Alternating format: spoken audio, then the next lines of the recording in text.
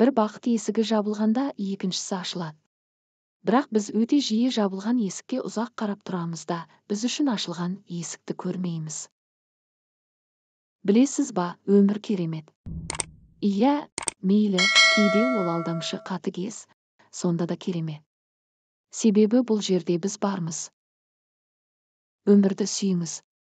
Ол керемет. Әр сәтті бағалай білуді үйреніңіз. Бұл дүниеде бәрі бекер емес.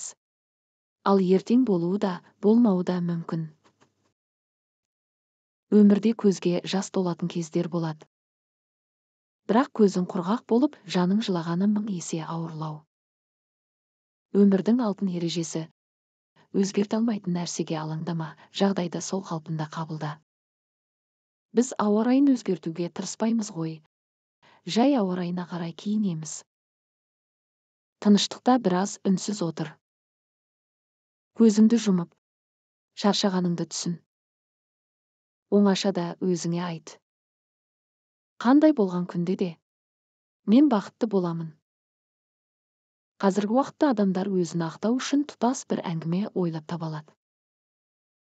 Бірақ олар кешір, мен қателестім деген қарапайым сөйлемді айта алмайды. Өмір дауылдың тез аяқталуын күту емес.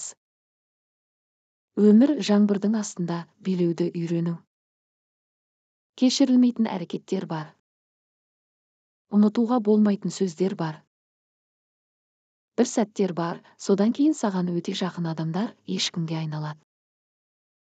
Өмір бізге үнемі бір сабақ беріп отырады. Біз оларды түсінбейінше, біз оларға қайта оралуымызға тура келеді. Әлем осылай жаралған.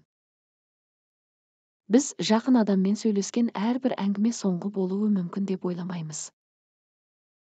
Менің пойызым кетті деп кім айтты? Сондай-ақ ұшақ, кеме, автобус бар.